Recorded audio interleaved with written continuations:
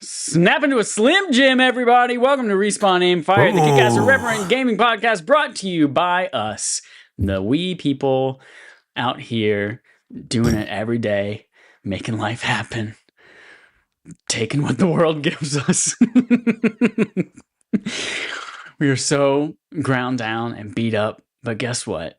It doesn't matter what we look like, how much dirt we might have on our face, how much shit we might have that's been dropped on top of us. Because today, we're going to get clean with the power of 409. Giddy up, 409. Welcome to the Respawn Aim Fire episode 409. And if you were born after 1997, you probably don't know what that is. But there used to be a very big competitor to Lysol and Windex and Clorox called 409. They're still around. You can find them in the weird aisles of Home Depot. But they are a cleaner that had some really great marketing. Giddy up 409. And that's today's episode. We are live right now on Monday evenings, right now, usually around 8:30 p.m. Eastern time. We just wrapped up a BARF episode, Backlog Accomplishment with Respawn and Friends for Power Wash Simulator. So you can catch that on demand. Fight the Power Wash. Fight the Power Ranger Washers. You can catch that probably on right now if you're listening on demand to this episode on Wednesday mornings on podcast and YouTube at 9 a.m. Eastern time. Go check that out. Speaking of Power Wash Simulator, hi, I'm the one whose game that was in September. Hi. I'm Chad Michael, Power Wash Simulator Innis. We've got a co-host over here, a casual Adam. way to introduce yourself. We haven't introduced you yet, Cozy. I'm Chad. We haven't introduced you yet. It's me. I'm the Power Wash Simulator man. I'm going to mute you. I'm going to do it. I've got my finger on the button. No, Adam don't do it. Dredge Gumbert, how are you, Adam? Hey there, Chad. So apparently Formula 409 is what it's now known as, is owned by the Clorox company, and some people think it got discontinued, but you can still buy it at Walmart and Target. So is it discontinued? But they sold out, you know. Yep. They were a small all-purpose cleaner, and they sold out to the big guy. I hope he got paid. Yep. And joining us is our other co-host who spoiled his appearance. It is Cozy. Plumbers don't wear ties. Cozina, how are you, Cozy? Art thou bored? Snap into a Slim Jim, brother. I forgot that I did that. And I was, I was like, where is this coming from? Oh, it's me. I started that. It's my fault. The children are just imitating what I taught them. We are going to talk today. It's been a couple of weeks since we've had a proper episode due to all sorts of things. Oh, by the way, Joel, not here. He went to Galaxy's Edge. Yeah. Got kicked in the dick by a stormtrooper and banished to the Phantom Zone. And so, yeah, he'll be here next week, though. Well, yeah, actually, we haven't discussed what next week's plan is yet. Because we don't know. Hold on, lots of crosstalk. I just want to chime in and say he actually had to clean some babies because he couldn't muster up the power to experience Power Wash Simulator. You can hear that entire story on our Power Wash Simulator BARF review episode. That's right. If you haven't already, don't let us spoil the joke of Baby Wash Simulator for you here. Go listen to that first. So Joel's not here, but we are still going to talk about Xbox related things. So we've got a couple of things to catch up on. One of them, I didn't put it in the doc because really the only news story we're talking about is the Xbox thing. But how about that? How that state of play, that PlayStation state of play? Saw some Wolverine, saw some claws, saw some dismemberment. Yeah. Plus, minus, thumbs up, thumbs down. Like a million months ago, I made that thumbnail for that one PlayStation state of play that a couple of us reacted to that had the Wolverine claws piercing through the heart. It would have been so great if that whole prediction of mine had lined up with this particular state of play. I thought it was fine. Thought the state of play as a whole is fine. Nothing too much to report. Wolverine looks good. Looking forward to playing it. Yeah, state of play was okay, but I like Wolverine, so that'll be fun. Stabbing idiots in the head. Let's go. I love stabbing idiots. I was excited for that. I'm also excited for the God of War controller that got announced to join my Ghost of Yote controllers. Look at these little baby bops. Yeah. Good question, Chad. Why? I don't know. Pay attention to that special edition controllers. I like those Ghost of Yote ones. Why is it the same design but just different colors? I would have liked a different design. That is a great question, Adam. Money. They want money. Give me another design, you know? What's funny is that like they describe them differently because there are PlayStation 5 shells like for the sides that you can get and the controllers, and they're like one of them is white and black, and it's like inspired by the art of whatever, and that's why it's black, and the ink and the drawing of the ink and all of that. And then the other one was like, oh, this one's gold, and it's inspired by the Japanese art of like, broken things, putting them back together with gold as a way of like reforming them and honoring like the fact that they were broken and that they're stronger and better now.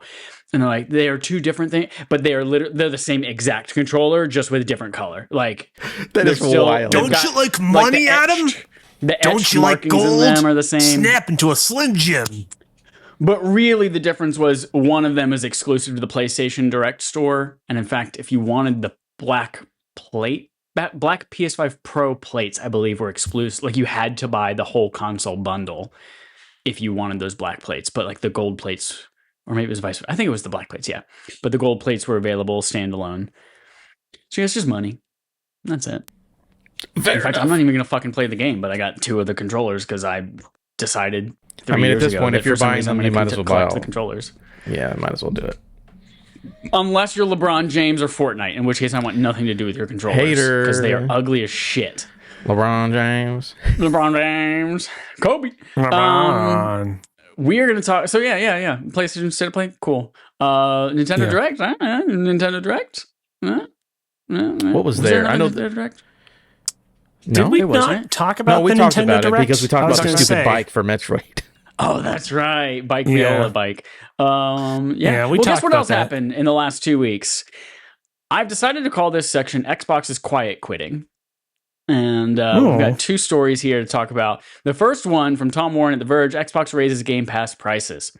Last week, Xbox announced new tiers, perks, and pricing coming to Xbox Game Pass, including a 50% price increase up to $29.99 for Game Pass Ultimate.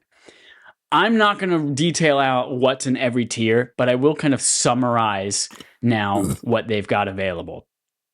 At your base tier, $9.99 a month, you now have like a very limited collection of games that you can play. 50 plus games, they're calling it. You are now able to stream on the cloud, though at lower resolution and with longer wait times. It includes online multiplayer, and it's $10 a month. Price did not change on that tier. It is no longer called whatever the fuck it was called before. Now it's called Xbox Game Pass Essential.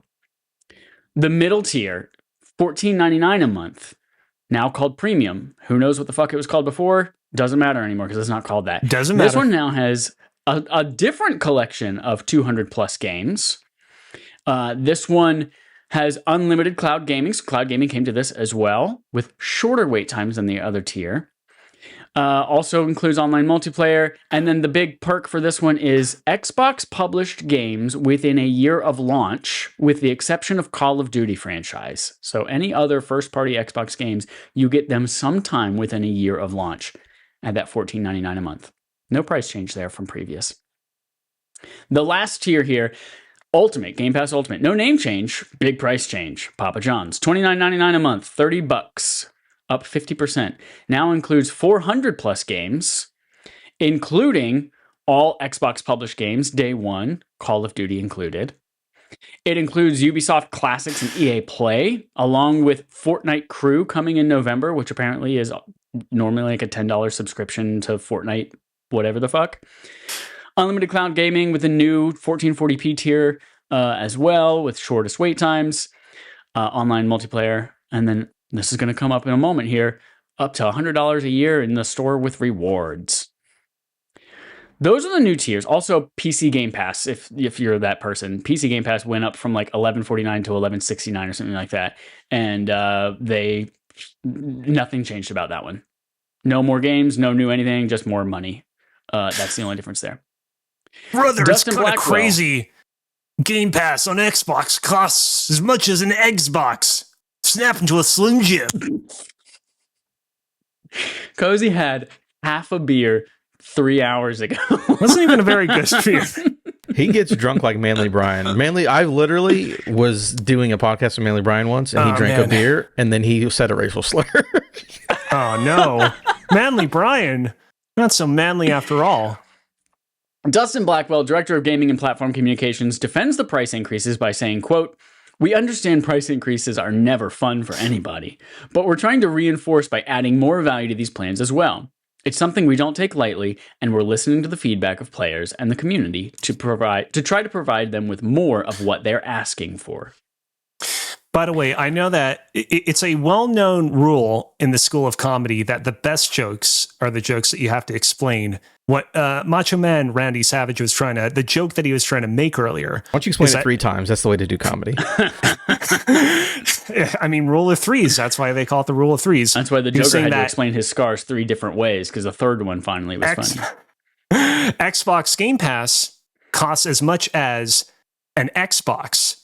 But if you slightly mispronounce Xbox, it sounds like eggs box, as in a box of eggs, because eggs are expensive. They're also sold in cartons. Yeah. There you go. Not boxes. I hope that I get a 10 out of 10 for explaining my joke. Thank you very much. We'll have to find out what your score is on IGN when Wesley Yinpool tells us that Microsoft confirms Game Pass game and DLC discount.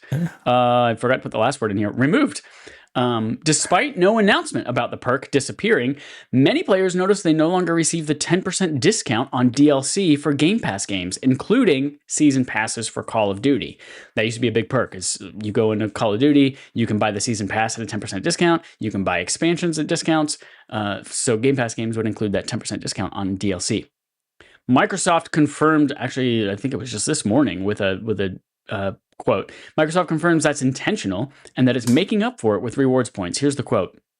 "This is not specific to any one game and reflects all games and DLC purchases. Instead of a discount on the purchases, Ultimate and Premium subscribers will earn 10% and 5%, respectively, in points when purchasing select games and add-ons from the Game Pass library. Ultimate members continue to have 20% discount on select games from the Game Pass library.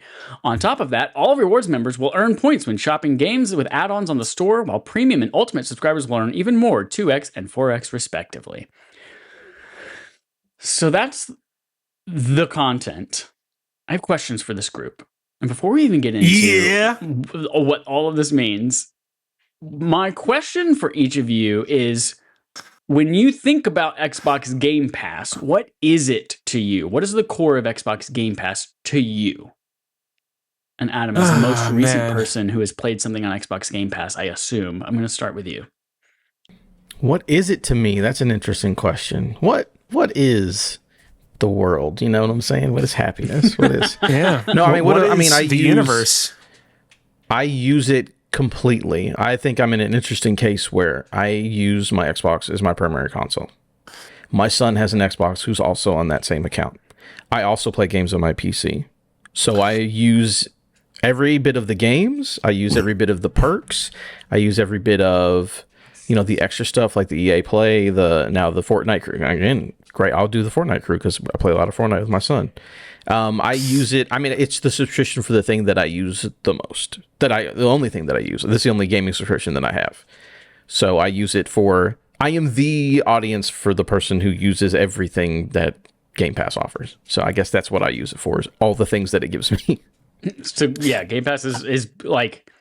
Let me know if I'm putting words in your mouth. It is the way that you play the majority of your games, would you say? Or are there still, is there a large number of games that you still buy a la carte? Or Well, no, I'll still buy games. I mean, I don't don't only play things that are on Game Pass, but I do play basically everything that is on Game Pass as well. Because between me and my son, between me and him, just Game Pass alone, we probably play, 7 different games a month on there, depending on the month. And then, I'll buy something if it's not on there, if it's on PC or whatever. But no, I use every feature and everything that it offers. We do. Both of us do. So I am Randy, kind of Cozy Savage. What is Game Pass to you? Randy when you think of Game is Pass, what does that mean to you? hibernating. He'll be back later. I mean, I'm kind of as opposite of a gamer as I can be from Adam, without just not outright ever using Xbox Game Pass, in that I basically only renew my Xbox Game Pass subscription whenever there's something happening in a secret Discord and I gotta play a game that's available on Game Pass. I otherwise basically barely ever touch my Xbox. I used a lot of it earlier this year to play the Gears of War franchise from beginning to end. So, like, you know, I've overall, over the course of its life cycle, I've logged a fair few hours into it, but I am not renewing my Game Pass subscription concurrently anymore, and I'm definitely not using a lot of extraneous features. I'm basically only using it for those rare instances where it's like, hey, we want to check out we want to check out Deep Rock Galactic together. Oh, it's available on Xbox Game Pass. Cool, I'm going to do that rather than get it on Steam or what have you. And so, yeah, that's the only circumstance in which I really use it nowadays. And this announcement, you know, it doesn't completely deter me from wanting to continue to do this, but it is definitely making me look around to a lot of the other options that are available at my disposal and wondering how much longer I'm going to continue to go back to the well of Game Pass. For me, when I think about Game Pass, it is an instant library of whenever anyone's asking me like, hey, should I be like, my kids wants to buy, you know, a game or whatever it is, or I'm buying my kid an Xbox and what games you suggest. To me, I've always thought of Xbox Game Pass as the instant library of games. And whether that is, I was even recommending it before it was first party games, whenever it was just like, hey, here's 100 plus games from a bunch of random developers. But then, yeah, then it was like the no nonsense way to also play Xbox first party games. And like Cozy, I would pretty much wait until I had an excuse for some reason, whether it's, you know, Gears of Wednesday wants to play Call of Duty on a Tuesday, and so we all sub to Xbox Game Pass for the month, and then we play that a couple of times that month. Or there are 5 Xbox first party games that came out this year, and I want to go play all of those at once. That's usually how I interact with Game Pass. So my follow-up question then is, does this announcement change the way that you view what Xbox Game Pass is or is used for? I guess go first. You can, I guess. I mean, it doesn't really like meaningfully, again, change the way in which I'm kind of using it right now. I mean, like the problem is I'm definitely not the best person to kind of ask this question to, because again, I feel like I really don't engage with the ecosystem enough to really have a hard and fast say on, oh man, does this completely kind of cater what it's for? I feel like Adam probably is the better person. So one more time, what was the question, chat? Does this increase in price for Ultimate and change up to the tiers, does this change the way that you perceive what Game Pass like is at its core? Not really. I think obviously a price increase is never good. No one wants that, so that's understandable. And they try to subsidize that with more value. I honestly think that it's for the people who want it, I need this on day one, I need this, I want everything. That's what you're gonna have to get, you know, buy codes online if you want it cheaper or whatever. I just think honestly that them making the middle tier is probably where they expect a lot of people to go, and then the people who are willing to spend the more money, they're going to get the more money out of them. Because even if you go down to the middle one, you're still getting all the things that you had before minus day one games, and you'll still get them. It's just later, which again sucks because, you know, you have to pay more money to get a thing you used to have at a cheaper price, but that's just prices in general, right? So I don't know. I think it's like, for me, I intend on staying on the $30 one, obviously. Whenever there's a time where there's, like, let's say in January or February, there's nothing coming out on it, including third party or whatever that I don't care about, then I'll drop down to $14.99 into medium tier. And then when something's coming out or multiple things come out, I'll go back to the $30 tier. It's like, it's just a thing I've got to manage. Yeah. So I don't, again, yeah, people can be upset about the price and then don't get it. If it's too much money, don't get it at all. I think that they're just trying to find a way, like just every company is like, we need more money. Here's a way to do it by taking the thing that used to be universal and changing and giving people more tiers so we can get different target groups to pay us money depending on what their needs are. But again, it all sucks regardless, because I would like to go back to paying $14.99 for getting everything, but that's not the world. It's not 2017, so it is what it is. I think for me, it changes it slightly from being like an instant game library to being a I don't know what to recommend to you anymore because the tiers are so. I think the existence of that middle tier is just really confusing. The fact that it's 200 plus games, which means it's a selection of the whole library, but it's not like there's no marketing around. Like when they say coming day one to Xbox, like now they're going to say Game Pass Ultimate, but then you're going to have to go do a Google search. Like, is this also coming to Game Pass Premium? If so, is it at launch? And well, it will come to Premium. It'll just be within a year. Well, that's for first party things, but what about third? Like there are. Well, yeah, you're right. Well, now maybe there are 200 first party games that are going to be on there because they own everyone now. But yeah, for third party games, when something's coming to Game Pass day one, what does that look like? Yeah, which one is Clair Obscure on? Is it on Premium and Ultimate, or is it just on Ultimate? Yeah, I mean that'll be game by game, I think. Yeah, I would never makes claim it really confusing. And the thing that I do like about Xbox so there's some pros and some cons.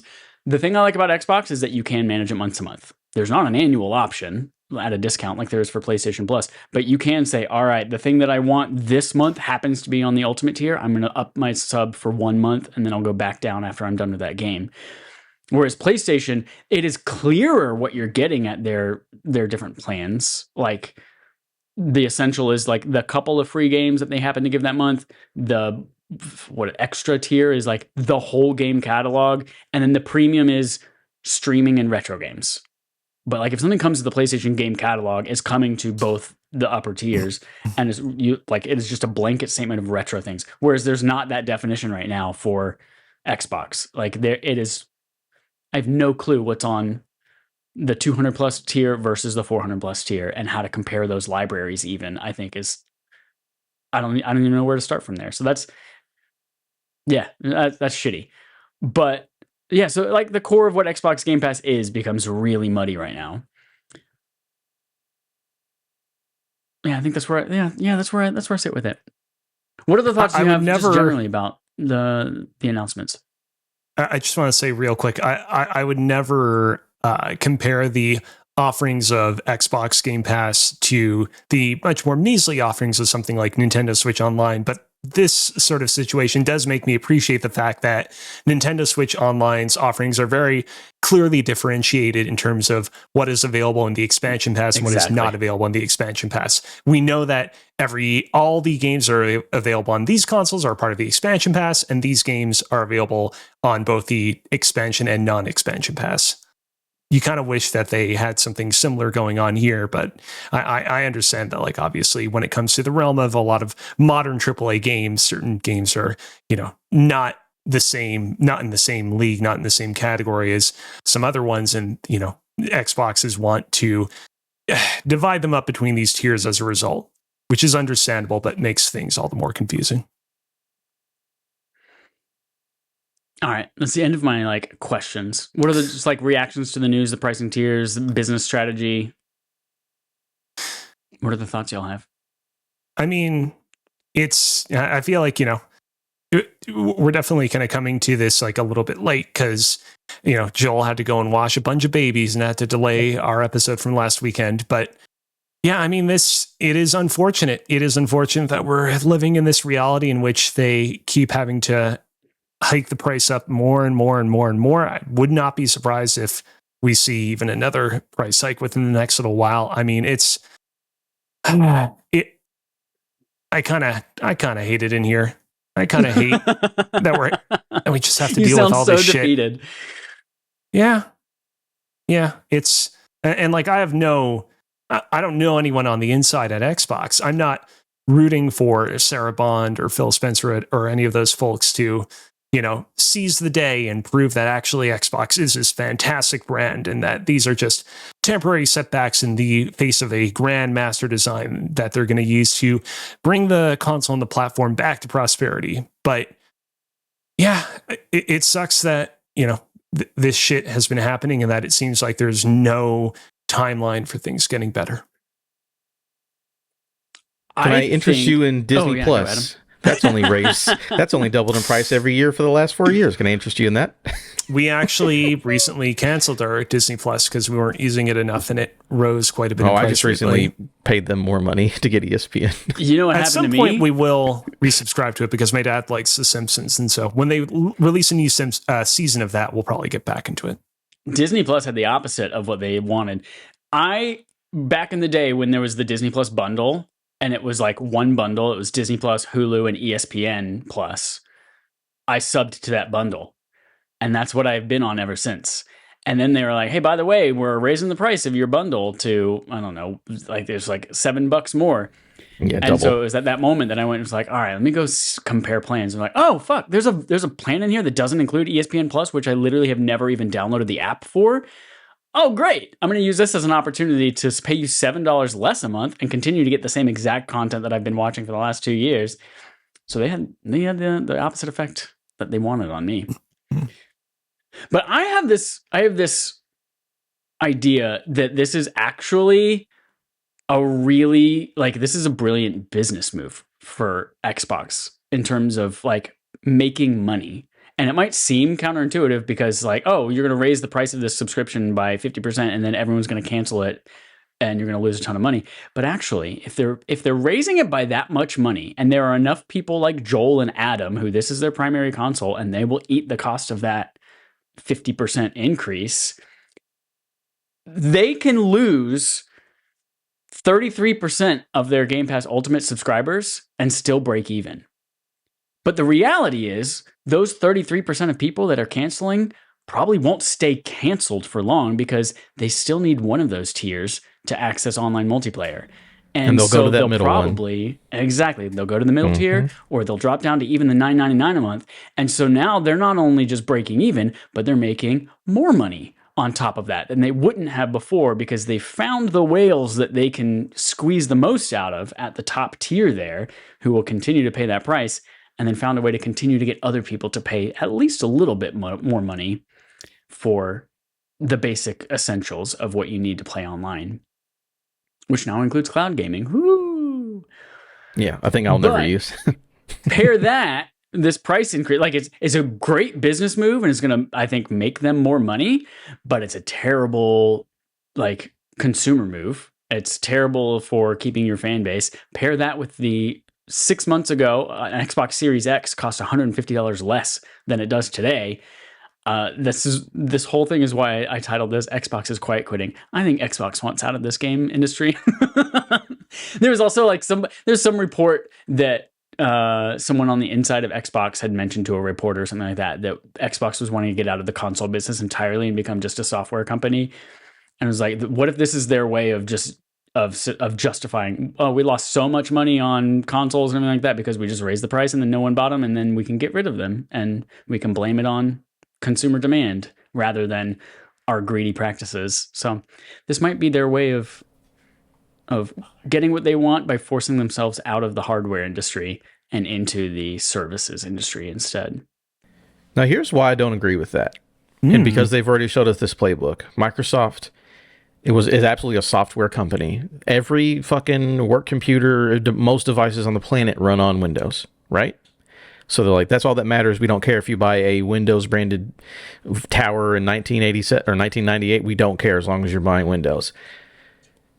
Microsoft continues to have Microsoft stores where they sell fucking physical Surface tablets. They do. They like having physical stores. So I'm with you. I don't think that they're like, we have to win the console war. I don't think they care about that. I think they're fine.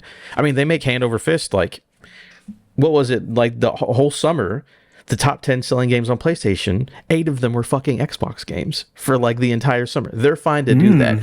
Now, I'm with you. Is it going to be more of is it going to be like a Surface tablet where it's like, yeah, we have them, but it's like, we don't care if you use them or not? Probably, but I don't think they're going to get out of that game because I think Microsoft likes having a physical footprints, even though they control the software side of the world.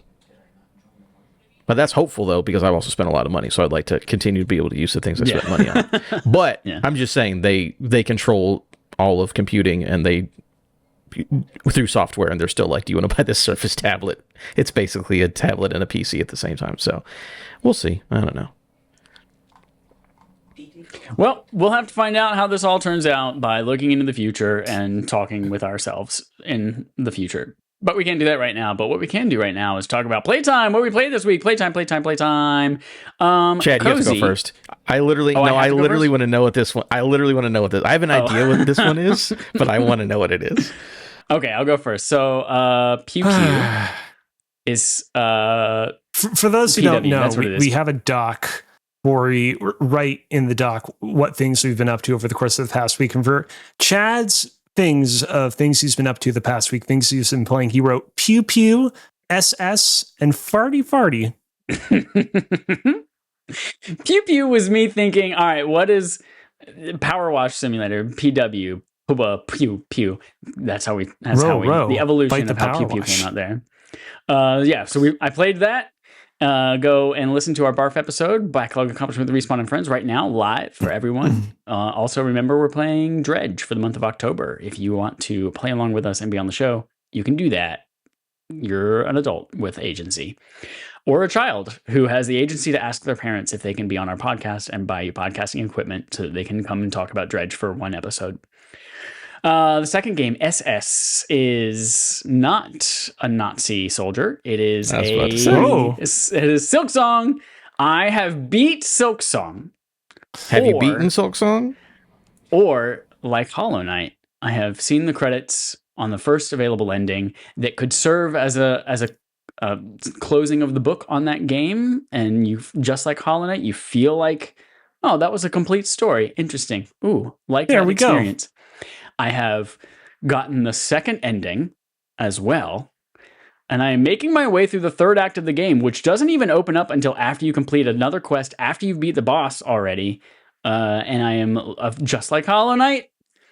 World's flipping upside down. What you thought was water, turns out it's wine. You're drunk now. It's not quite as dramatic as that Symphony of the Night. A whole castle turns upside down and you go back through it, but it's a similar kind of thing. So yes, I think I am very close to the end of Act 3 right now, which is like the end of the game, but I'm sure there's yet another ending if you like 100% it and do, X, Y, and Z. I am 88%. I found an item that lets you actually see like completion numbers and how many tools that you've got out of the maximum number of tools and things like that. I'm at 88% completion right now. I'm missing like 5 tools. So again, Audrey and I are playing this kind of simultaneously, and Audrey's like, "Oh, I just beat this boss after finding them, and they gave me this really cool upgrade." And I was like, "Bitch, I'm 10 hours past you. I have explored 100% of this map, and I'm now going through it all over, and I have no idea what boss you're talking about. Where the hell is that boss?" And she hasn't even like beat the game boss once yet. And I'm like, I love that. I think that I'm done with this game, or that I've explored everything, and there's still an entire boss encounter somewhere out there that she's found that I missed. Wait, you haven't found Big Dick Dung Beetle? I have not found Big Dick Dung Beetle. I did kill all the Big Dick Dung Beetle's tiny titty kids. Beady. But no, not Big Dick Dung Beetle. Yeah, so I'm loving Hollow Knight. I think I'm at like 50. Sorry, I was mistaken. It's not BDBD. It's actually BDDB. I apologize for that mistake. That was a grievous error on my part. Then we get to Farty Farty, and we brought up what do we call it? Gears of Wednesday. We brought up Gears of Wednesday, and last Tuesday on Gears of Wednesday, we say, "What can we play, everybody? What can we play together?" Joel is like, "I'm out kicking stormtroopers in the dick, so I can't be playing anything tonight. Thanks, y'all." I'm like, okay, cool. So it's just me, Matt, and Dallas. And Matt's like, they're out here watching Dancing with the Stars on the OLED TV. So I'm limited to my iPad and my Meta Quest. I was like, okay, what about this new Worms game? Worms? I don't know. It's on Apple Arcade. Worms something. And yeah, it's a brand new Worms game. Came out last month or in August. We've been talking about playing it for a while, but we haven't been able to get together and play it. I was like, this is perfect. You're on your phone. I'm on my iPad. Dallas is on whatever Dallas is on. We start playing this game. There's a tutorial level. We're playing. We finally get to a point where you can play multiplayer, and there is local multiplayer. Like, not even split screen, but local multiplayer if you have someone in the same room as you on the same Wi-Fi network. And there is quick match matchmaking, but there is no online multiplayer where you can squad up with friends and play Worms together and I'm fucking livid. So Farty Farty is not Worms because we did not actually play Worms together. Farty Farty is instead Fortnite. In summary, it's not that game at all. We played Fortnite. Farty Farty. Yeah, we played Fortnite. Okay. And as soon as we decided we were going to play Fortnite because Worms didn't have multiplayer. Play the K-pop Demon Hunters. Did you play those babies? No, we did. We played before K-pop. We played on the Gears of Wednesday on Tuesday. But as soon as we said, all right, we'll play Fortnite instead, Joel was like, oh, by the way, I've been playing Fortnite for the last 4 hours, but I'm getting tired and going to bed. It's like, you asshole. So you weren't out for game night. You just were playing Fortnite and you didn't want to play with us multiplayer. Wow. Anyway, but we played it because Matt had his Megazord costumes that he wanted to show off, and he really wanted to do the thing where in Fortnite, I don't know if it's still going on, but you could pilot a Megazord. There was like sometime in the match, a giant Megazord will come and form, and then whoever finds it first can pilot it, start fighting big old monsters, start fighting other teams, and it looked super cool. And we got in there, very first match, boom, Megazord right up in those guts. Turns out every person who's in it has like different things you can do. Like, I didn't realize I was the one that, like, I was the only one controlling it. So I was controlling it and I had like the sword, but Dallas and Matt both had rockets and they could shoot things from afar. And it was super cool. And it's just like, it's super fun to just be running around and then you just hear Rita Repulsa way off in the distance somewhere go, make my monster grow. And then you're just like, the music is starting. Everyone look for the icon. Everyone run towards the Megazord so we can be the first ones in it. It was so fun. We had a bunch is that of fun. Rita Repulsa? Snap into a Slim Jim. Oh my god. If there's one regret that I have in my life, it's mentioning Slim Jim at the beginning of this podcast. I had one for the first time like 6 months ago. It sucked. It wasn't very good. Yeah, I thought the same thing when I was like 7 years old, and somebody was like, "Try my Slim Jim," and I was like, first of all, this feels like a weird pedo situation, but second of all, no, it's gross. Anyway, yeah, so we played some Fortnite. I had, because Fortnite until recently doesn't allow you to only pay the amount of money you need right now for the thing. I had some leftover V-Bucks from something else that I bought. And I earned enough experience that I paid the $8 to get the season pass to get the Megazords. And in fact, I'm actually only one. I have to like get one more level up to get the Dragon Zord. And then I'm done with those. There's no way I'm going to make it all the way up to the Green Ranger or the White Ranger and the freaking Saber-Tooth Tiger. But yeah, that's super fun. Great time with the boys on Gears of Wednesday. Playing Farty Fart. Let's go to... let's just go in order. Adam, you tell me about yours. That'll transition to Cozy. And then Cozy, you tell me the last thing. Yeah, I have played, and Cozy, as I see on his list as well, Hades 2. Hades 2 came out in full, out of early access in the full 1.0. And I've played 20-something hours of that video game since it came out. Did you start a new save file? Like, did you start from the beginning? I restarted. I was like, because I only played at early access launch. I never played any of the updates. So I was like, okay, there's enough here that I might as well just start from the beginning. And that game continues to fuck hard. It's fucking wonderful. It's just as good as in early access, but now there's more cool stuff. Yeah, that game is just absolutely amazing. And it was really fun, just all these things that weren't in the original one, now that I'm doing them, like, oh, that's where that led, or oh, this is what that became, or that boss wasn't here before and now it is, or this weapon wasn't here. So getting to explore with all of that. And even though I restarted it, I'm like, I still don't remember any of this dialogue. I'm running through and doing all these things. I'm like, I don't remember you ever saying this nonsense. So that's been great. I think everything about the sequel is better than the first one, personally. Like, I prefer using Melinoe as the character. She's a witch. Melinoe. That's fun as well. Yeah, she's a fun name. So she's a witch, on top of being, the daughter of Hades. So it's similar enough to Hades 1, but it's also just like the magic means so much more now, and I think there are more fun combos to do. All the characters are sexy again. I'm taking baths with Hecate the witch, and it's a great time. She's got the big broad shoulders. It's good. Yeah, characters are great. There's a fun little twist on, instead of, in the first one, you were escaping Hades. You're going from the House of Hades and you're going to the top to go see a certain somebody. And now it's like, okay, we're going to start at the middle point and we're going to go down to the House of Hades because there are story reasons we're going down. But also maybe you go the other way too. Eventually, 15 hours in the game, maybe you go the other way. You're trying to say this new witch is bi? Goes both ways? Well, first of all, the way I'm playing her, absolutely. But yeah, no huge spoilers, but you don't just go to Hades anymore. You go to other places in the video game as well. God, it's so fucking fun. So good. Great art style, great music, obviously. That's why when Cozy said earlier, is like, I don't remember if it was this recording or the last one, he's like, oh, Hades 2 is a podcast game. I'm like, I don't want to miss any of that voice actor and that music. You're crazy. I want to listen to all this shit. There is a boss, the boss in the second area, who their gimmick is that I'm like a punk rock girl band, and they sing songs to you, and they change the songs, Chad. They don't sing the same song every time you fight them. They have different songs. That's fucking cool as shit. So, Hades 2, Game of the Year, 2 years in a row? Absolutely. For me, that's what I'm putting down on the list. I don't care. So now, Hades 2. I can't wait for it to be 3 years in a row, because I'm not going to play it till it comes to a console that has trophies on it. So it'll be. That's true. I played on PC. Yeah, it's coming out to the other. Well, if it follows the trajectory of the first one, it will come out to the other consoles next year. So, because I'm playing on PC, because I already that seems like I'm doing Game Awards announcement kind of thing that you would see over there. Maybe more Summer Game Fest, because it's going to be a full year. That's so true. Why announce in December? Hey, in fucking 8 months you can play 82 on your PlayStation. So, but yeah, Chad, you're going to fucking love it whenever you get a chance to play it. So, good stuff.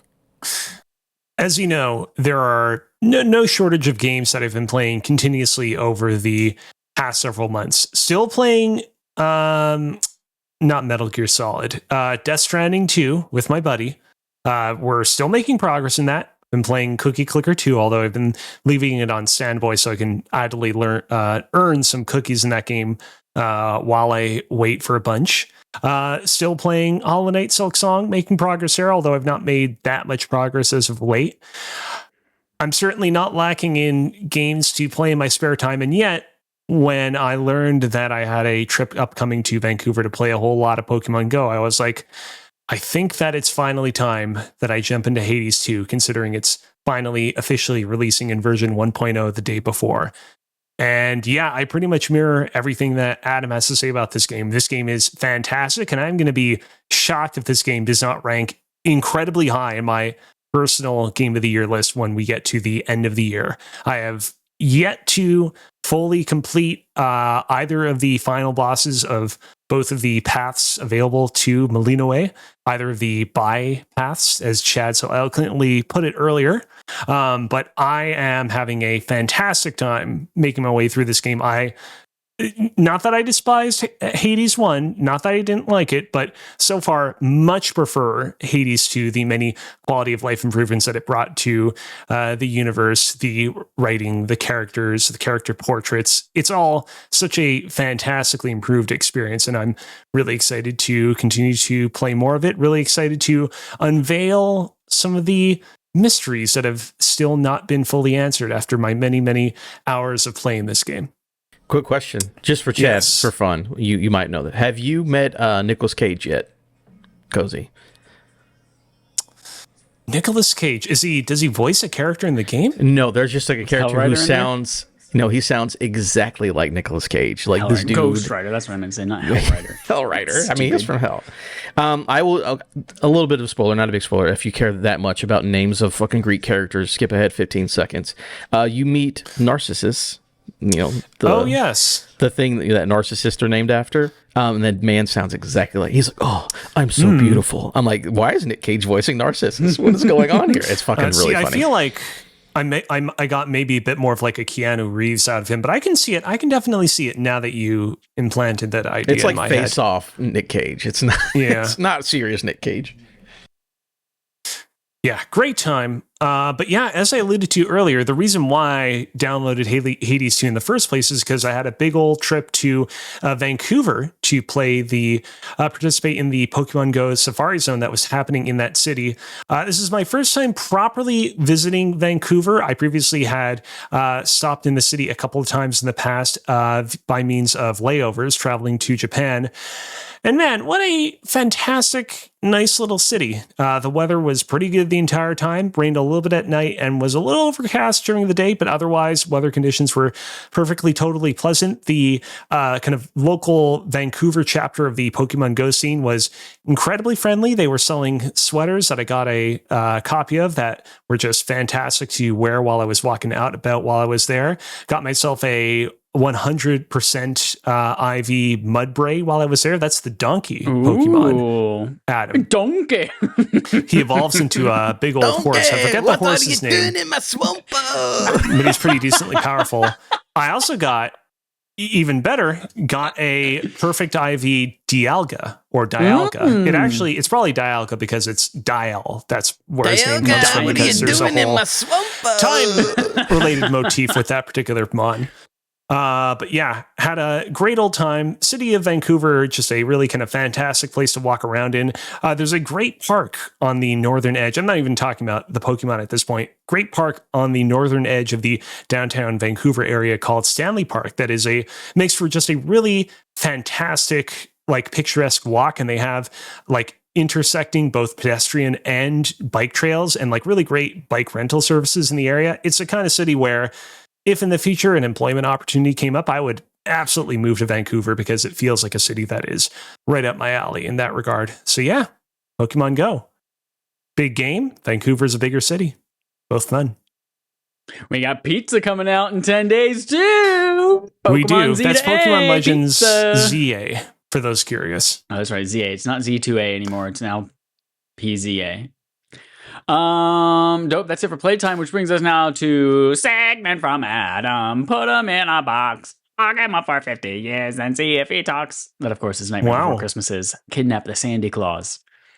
I love that mayor. He's just like, Jack, oh no. That guy's great. All right, so this week we're doing a little meta madness from looking back at Metacritic for the best reviewed games of the month of September. Let me tell you, this month is stacked. I do games that are 80 or above, and fucking there's a lot. Number one for the month of September is Hades 2 at a 95. Ooh. Best reviewed game of the year, tied with the re-releases of the Zelda games on Switch 2. Don't know why those are on that list, but here we are. Number two on the list is Silk Song at a 91. I believe that is like the fifth best game of the year, including those Zelda things. So this month to have two indie bangers that are basically the best rated games of the year, insane. Trails in the Sky, first chapter, 89, that anime dweeb shit. Final Fantasy Tactics, something Chronicles, Ioludum Chronicles? The Final Fantasy Tactics remake at an 88. Yeah. Deep Rock Galactic Survivor at an 86. Silent Hill F at an 86. Sonic Racing Crossworlds at 82. Borderlands 4 at 81. And Lego Party coming in at 80. Shout out to Lego Party. I have not played it, but if I recall correctly, Deep Rock Survivor is the like Vampire Survivors take on Deep Rock Galactic, which that sounds kind of cool. It is. Don't know if cool. I'll check it out though. It's very neat. Xbox Game Pass, pretty expensive nowadays. Don't know if you heard. I mean, it's also on everything. You don't have to do through Game Pass. Or you can do through Game Pass if you want as well. I at least know it's on PC. I at least know it's on PC. I'm listening to JK Games podcast from Jerica Hanna and Kayla, forgot Kayla's last name, but they are playing Silent Hill F as their like video game book club game. They have Barf, but they can't call it Barf because we trademarked that. But it's Video Game Book Club, and yeah, they're saying some surprising things about Silent Hill. Like I'm surprised to see it at an 86. Like Silent Hill's on a tear recently with the remake of 2, and then Konami is just putting out bangers all of a sudden out of nowhere. I mean, but if you think about it, like when did that other like bullshit episodic Silent Hill game come out? I feel like we all forget about that one 8 months ago or something like that. Like, yeah, they're like, here's 2, here's this bullshit episodic one, and then here's F. It's like, all right, well, 2 out of 3 is pretty good. It seemed at the time like, oh no, is this a premonition of just a wave of shit that's about to hit us? But no, it was not indicative at all of the quality of projects that we're going to follow. Chad, go ahead. I was going to transition and talk a little bit about Fantasy Critic and how this has played out for us. Oh, yeah, I'll pull that up as well. Chad, I know you're not a super big tactics guy, but does the Final Fantasy Tactics do anything for you, especially when it reviews so well? I'm just not a tactics guy. Okay. All right, pull up the Fantasy Critic then. Yeah, I've got it open now, and right now, I'm in the lead right now by a healthy lead, but I've only got one more game. I have an empty slot. All of my games have come out except for one slot that I haven't yet filled, and Cozy's got some games that could go well and put him above me, or could go very not well, as we alluded to on our last Metroid Prime 4 discussion. Joel's got some good picks though too to come. He's got a counter pick, or else he's gonna get dinged. I'll just go through. Now. Oh, I think Chad's got this. To be honest with you. So we'll just go through our games one by one. So Monster Hunter Wilds scored me an 89. Elden Ring Night Rain an 81. Avowed got me an 80. Blueprints got me an 89. Lies of P Overture got me an 85. And Donkey Kong Bonanza got me a 91. My 4 unreleased games are Metroid Prime 4, which I suspect will still review well, but by review well, will that be in the 80s or will that be in the 90s? It's a little hard to say, but I feel like I'm leaning more towards the former than the latter. Second unreleased game, Kirby Air Riders, which Adam counterpicked, which I think is a totally fair and valid counterpick when you consider that the original Kirby Air Riders did not review especially well back in the day. I think that... if I lose -5 points, it's better than the -15 for having your counter pick blank. So I was like, as long as it doesn't score an 85, I'm technically positive. It doesn't matter at this point, but I was like, I've got to counter pick something and there's not much to pick from, so I'm not even fucking with it. I'm hopeful that Kirby Air Riders will review well. I don't expect it to be like the bang out sensation of the year, but we will certainly see on that regard. The Outer Worlds 2, my third unreleased game. I think that game is going to clean up very well for itself. That's the one I think that's going to, if you win this thing, I think it's going to be Outer Worlds 2.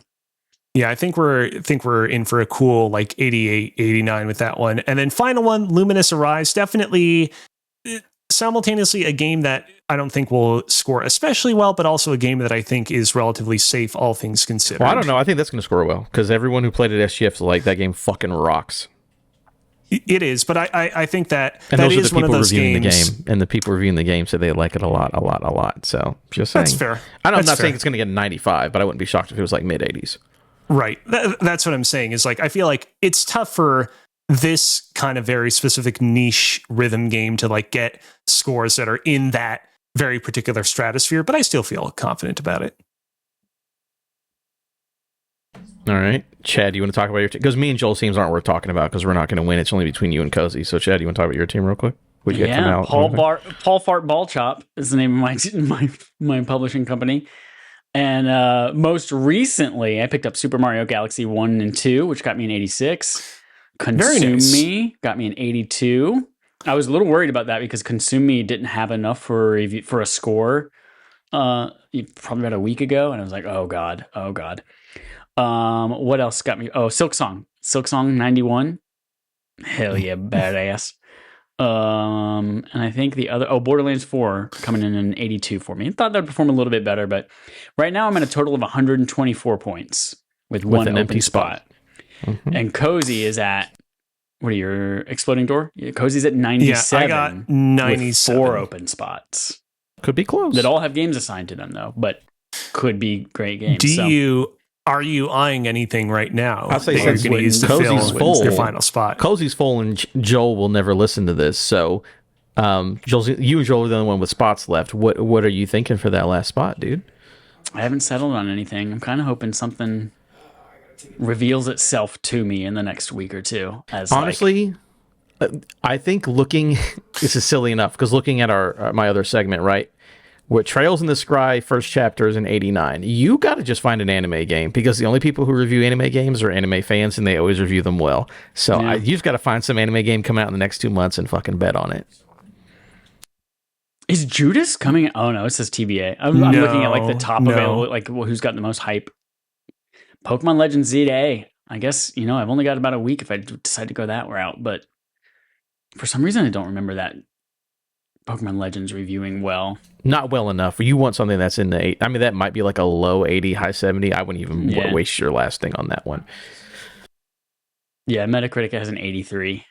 The previous Legends one does. And I feel like this one's going to get dinged harder because it looks just as shitty, but it's on a new console now.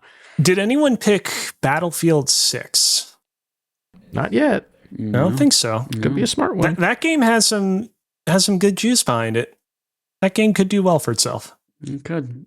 I know I shouldn't be encouraging you down nice and noble paths because I want to beat you, but I do want to keep things competitive.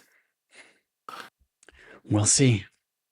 All right. Get locked in. All right. That brings us to Game On Game Show. The Game On Game Show, we play a game called Game On, the Game Show on our Game Show. Game. Cozy. Take it away.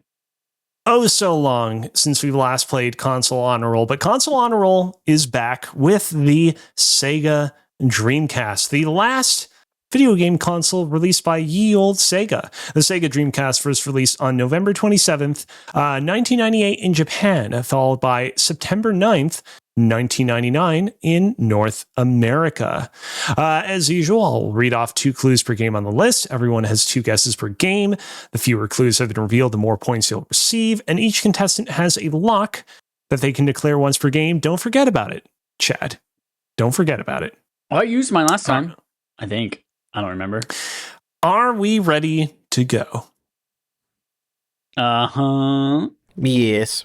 All right. Slow affirmative responses here, but let's get this underway. Number 10, the 10th best-selling game on the Dreamcast in North America per the NPD Group / Circana was, at the time of its release, a third-party exclusive game that later made its way to other platforms. I actually own a copy of this game, but I've never actually played it because I never owned a Dreamcast. Clue number 2. Can I clarify the question?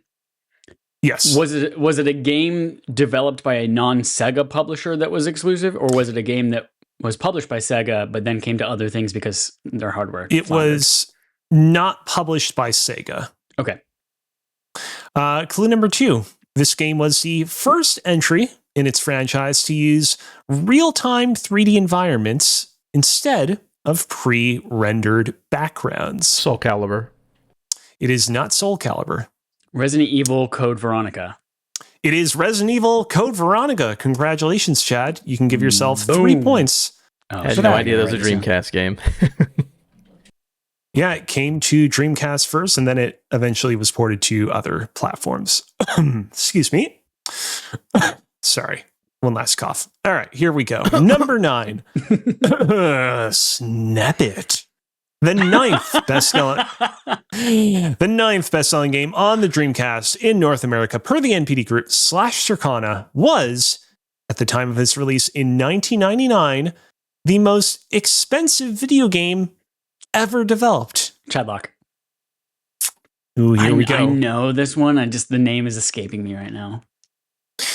Do I Clue get number both 2? guesses before Adam's allowed to guess, or just one? Just one. Okay. Clue number 2. It's a fully 3D action-adventure game. Clue number 3. It takes place in Yokosuka, Japan, in the 1980s. I know what it is. It's like a Japanese ass name, but it's not Yakuza. Clue number 4. It's something else. Half of its name is the sound made by a barnyard animal. Chad, I knew this at the second one. You were wasting my time. I know. That's why I Chadlocked it. Because you knew ahead of time that I was going to know it. Chad, say your guess, and then we'll let Adam answer. Are we done with all the clues? Yeah, that's all the clues. Do you want to read them again? Yeah, can you repeat them for me? This game was, at the time of its release in 1999, the most expensive video game ever developed. Clue number 2, it's a fully 3D action-adventure game. Clue number 3, this is a game that takes place in Yokosuka, Japan in the 1980s. Shenmue. It is not Onimusha. It is Shenmue. That is 1 point for Adam. You putting it in, chat? Okay, cool. Yeah. All right. And with that, we'll move on to number 8. The 8th best-selling game on the Dreamcast in North America, per the NPD Group / Circana, was developed by Midway Studios San Diego. Gauntlet Legends. It is not Gauntlet Legends. It'd be wild if it was. Clue number 2. This game has a 2 in its name, but it's not a sequel. Clue number 3. This game is a boxing game. Ready to Rumble. Mm-hmm. It is Ready to Rumble boxing, where the 2 is the number 2. That is 2 points for you, Adam, bringing your total point score up to 3 points. And with that, we'll move on to number 7. The 7th best-selling game on the Dreamcast in North America, per the NPD Group / Circana, was published by Bandai Namco. Clue number 2. It is the second highest rated game of all time on Metacritic. Clue number 3. It is a port of an arcade game. And finally, clue number 4. It is very similar in name to a weapon from Arthurian legend. Soul Calibur. It is Soul Calibur. That's the second highest rated game of all time. Chad. Yep. Behind they have 3 people reviewing it.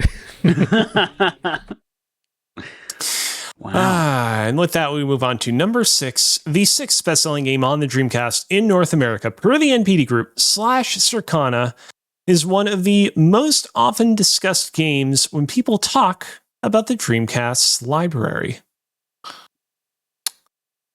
Clue number 2. Online. It is not Phantasy Star Online. Clue number 2. Bitch.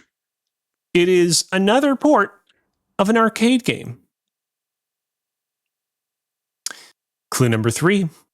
Its soundtrack features music from The Offspring and Bad Religion. And clue number 4. Many years later, Sega would sue the developer of The Simpsons Road Rage for infringing.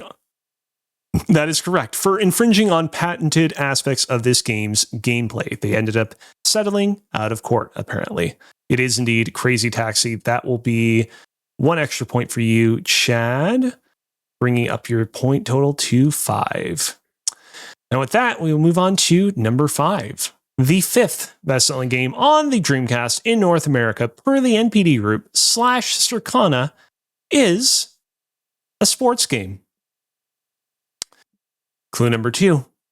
This particular sports game involves hoops suspended high. It is not NBA 2K, but it does involve hoops suspended high in the air. Clue number 3. Its name contains the same year that Rat Race released in theaters. And clue number 4. While this franchise was published by Sega at the time, it would go on to be acquired by Take-Two Interactive many years later. NBA 2K01.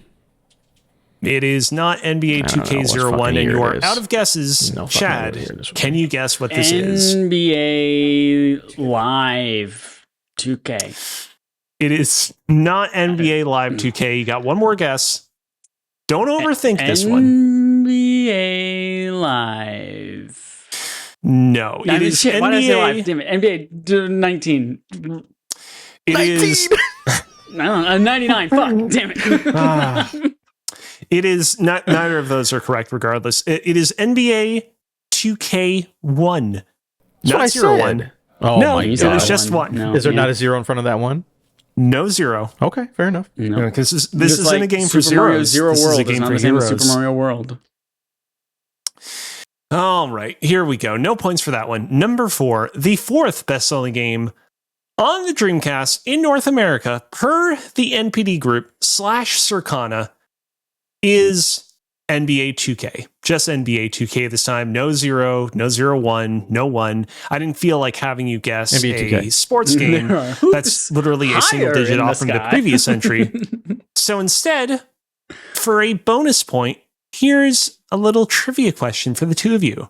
The developer of the 2K sports games is, of course, Visual Concepts. Like almost all studios, Visual Concepts originally began as just one outfit, nowadays exists across 8 different divisions around the world. Can you name 2 of them? The divisions of Visual Concepts? Yes. Vancouver and Los Angeles. I'm afraid that neither of those are correct. Montreal and Singapore. I'm afraid that neither of those are correct as well. Each have one more guess. England and Japan. Neither are correct.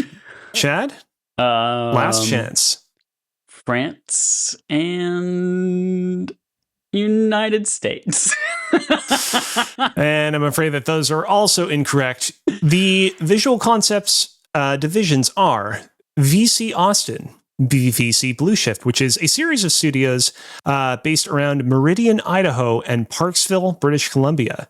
There is VC Budapest, VC China, VC Irvine, VC Korea, VC WWE. I don't actually know where it is. That's just the name of the studio. And there's VC South, which seemingly laid off and shuttered last year, as there's no mention of it on Visual Concepts' website. But if you had guessed that one, I would have still counted it. Georgia.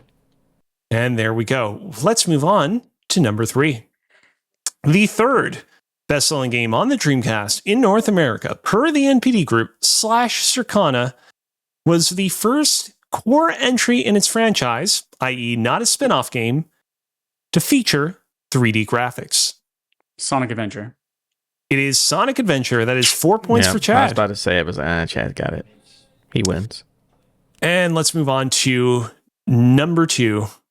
The second best-selling game on the Dreamcast in North America, per the NPD Group / Circana, is another sports game, albeit in a different franchise than the prior 2 ones.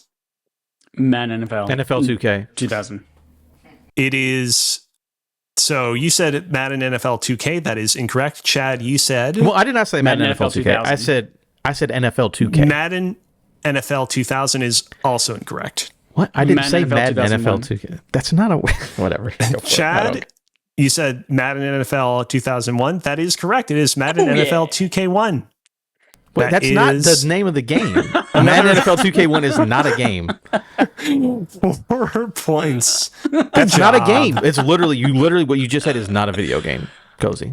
Like legitimately, I'm not joking. And Madden NFL 2K1 is not a video game.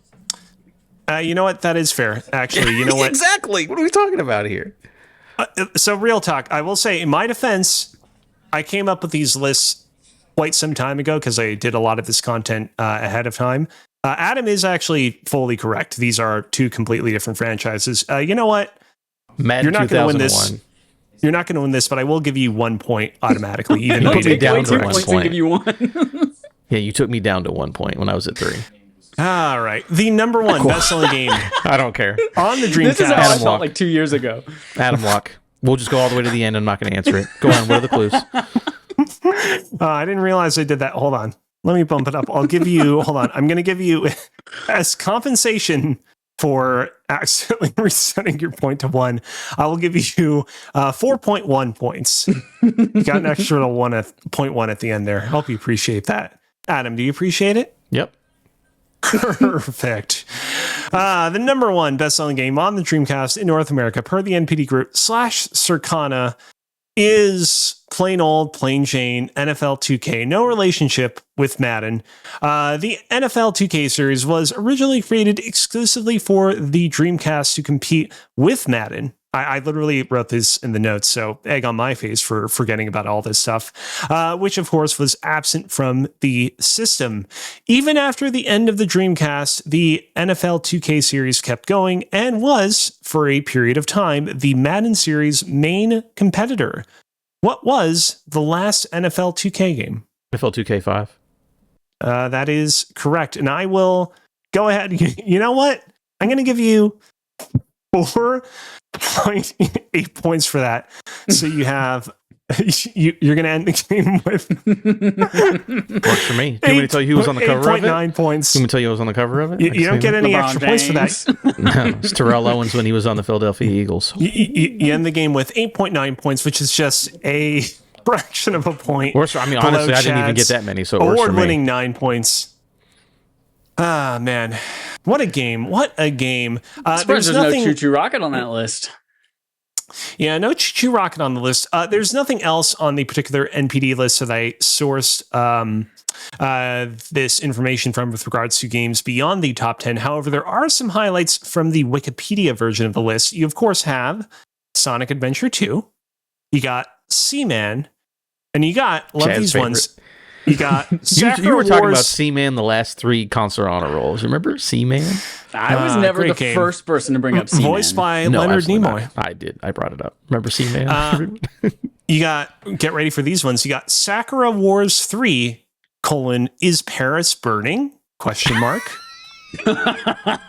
you got Sakura Wars 4, fall in love, Maidens. maidens. Remember how much everyone loves the Dreamcast, and you go back and look at the actual games that were on it, it's like, there were a couple.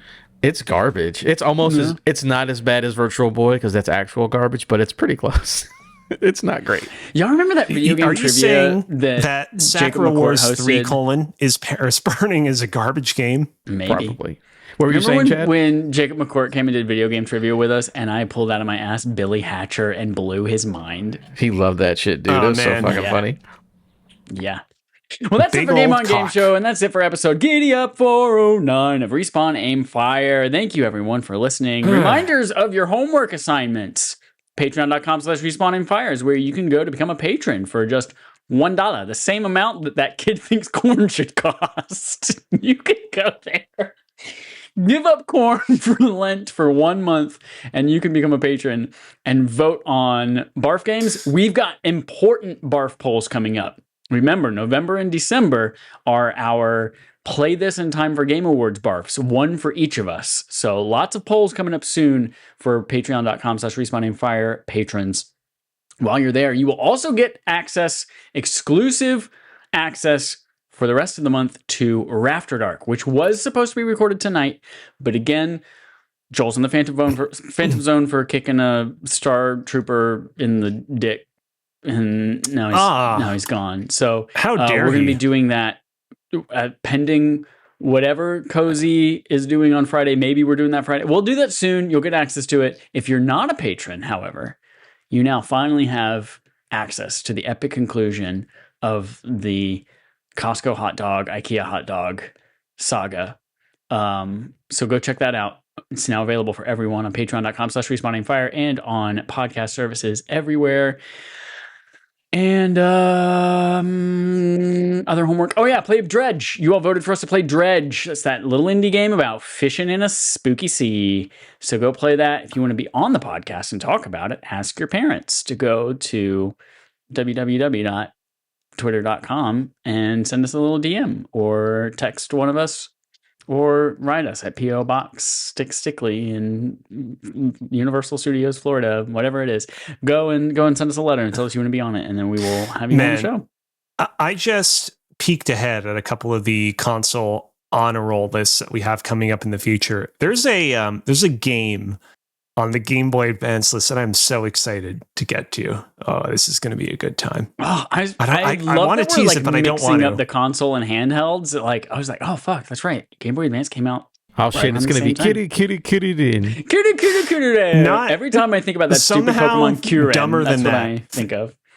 Somehow dumber than that. I don't want to spoil it though. Love it. Can't wait. Stick around, everyone, for further episodes of Game on Game Show that include console honor rolls with fun Game Boy Advance names. Speaking of which, we don't know yet if we're going to have an episode next week. Probably will. Maybe will. What is it? Probably. Only God knows. And until next time, here's our usual sign off. Slim Jims, brother. Snap into a Slim Jim. I was almost just going to hit stop instead of transitioning.